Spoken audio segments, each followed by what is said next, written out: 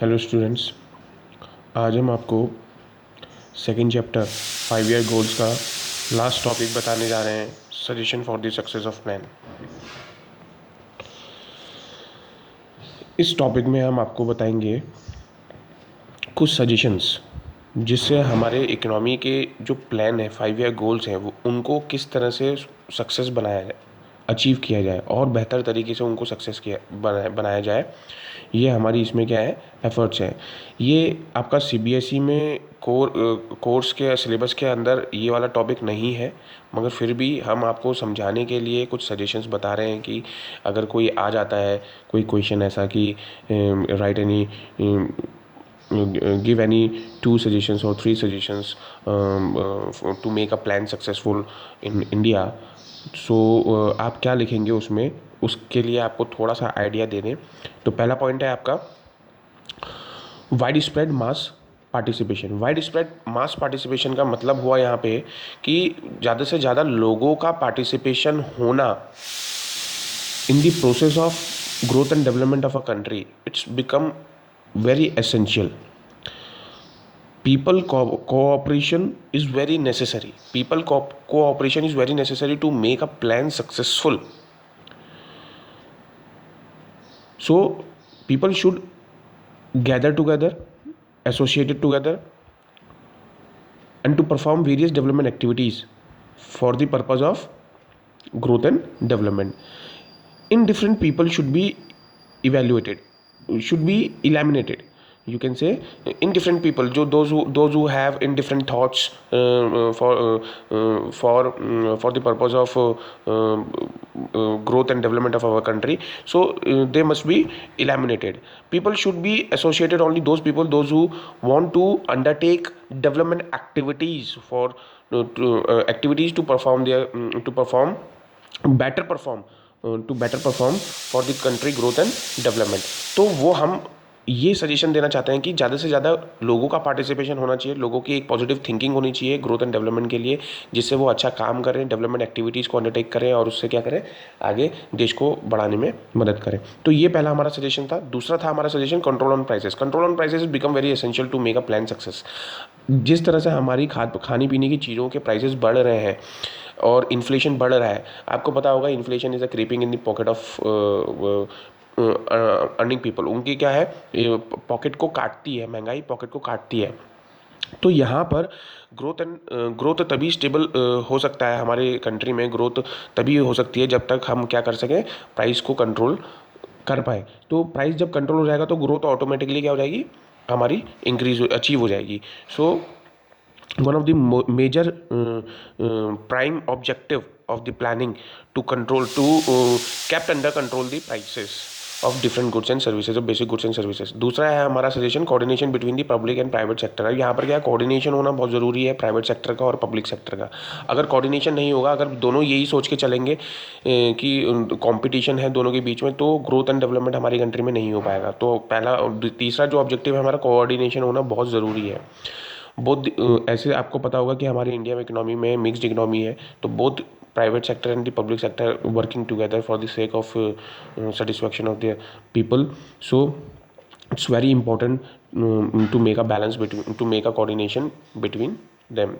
तभी हमारा क्या होगा, सक्सेस हो पाएगा प्लानिंग का, जो भी हम प्लान कर रहे हैं। दूसरी चौथा है हमारा integration between the long term and short term programs. Integration होना, एक साथ उनके बीच में इंटीग्रेटेड प्रोग्राम्स जो हम बना रहे हैं, दोनों के बीच में मैच होना ज़रूरी है, एक कोऑर्डिनेशन होना ज़रूरी है, टाइम मैनेजमेंट होना बहुत ज़रूरी है कि जो भी हम प्लान बना रहे हैं, लॉन्ग टर्म प्लान और शॉर्ट टर्म प्लान बना रहे हैं, वो प्रॉपर्ली मॉनिटरिंग हो रहे हैं या नहीं हो रहे हैं, प्रॉपर्ली इंप्लीमेंट हो रहे नहीं हो रहे हैं, वो होना बहुत ज़रूरी है।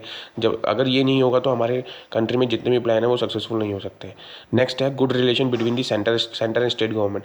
यहाँ पर रिलेशनशिप बहुत ज़रूरी है। जो भी सेंट्रल गवर्नमेंट प्लान पॉलिसीज़ बनाती है ग्रोथ एंड डेवलपमेंट से रिलेटेड, वो स्टेट गवर्नमेंट क्या करे, उसको कोऑपरेटली उसमें अपना पार्टिसिपेशन करे और उसको इम्प्लीमेंट करे और उसको फॉलो करे, ओबे करे rules and regulation which is form by the frame by the central government. तो स्टेट गवर्नमेंट का भी बहुत ज़्यादा अपना क्या है, एक सेंट्रल स्टेट गवर्नमेंट के बीच में क्या होना चाहिए, गुड रिलेशन, हेल्दी रिलेशन होनी चाहिए, जिससे ग्रोथ एंड डेवलपमेंट अच्छे से हो, जो भी प्लान बना रहे हैं वो अच्छे से इम्प्लीमेंट हो।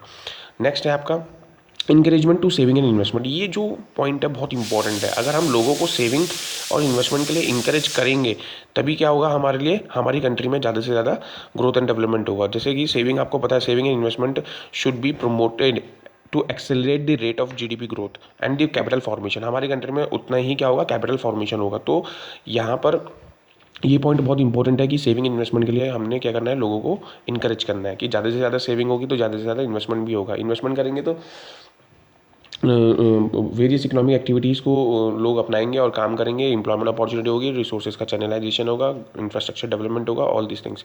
एंड दी सेविंग ऑल्सो क्या होगा, वो अनसर्टेनिटीज़ के लिए क्या कर पाएंगे, अपने जो भी अनसर्टेनिटीज़ हैं फ्यूचर में उसको मीट आउट कर पाएंगे। तो यहाँ पर ये पॉइंट बहुत अच्छा है।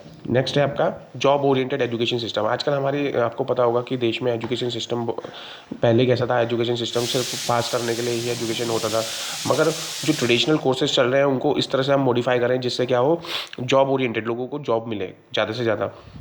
जितनी पढ़ी लिखी जनसंख्या होगी, ट्रेंड होगी, स्किल्ड होगी, उतना ही, जैसे आपको पता होगा नरेंद्र मोदी का मेन ऑब्जेक्टिव क्या है, मेक इन इंडिया का, स्किल्ड इंडिया का ऑब्जेक्टिव है। उसके पीछे यही है कि जितनी ज़्यादा हमारी एजुकेशन सिस्टम में स्किल्ड लोग होंगे, education not only degree oriented but skill oriented का जो हमारा ऑब्जेक्टिव है हमारी कंट्री में, उससे हमारे को जॉब पाने में बहुत ज़्यादा आसानी होगी। और जॉब हमको मिलेगी तो इससे क्या होगा, लिविंग स्टैंडर्ड और अर्निंग पर कैपिटा इनकम क्या होगी, बढ़ेगी। तो ये बहुत इंपॉर्टेंट है। So the one of the major important point to make a plan successful. Second है आपका, नेक्स्ट है आपका पॉपुलेशन कंट्रोल।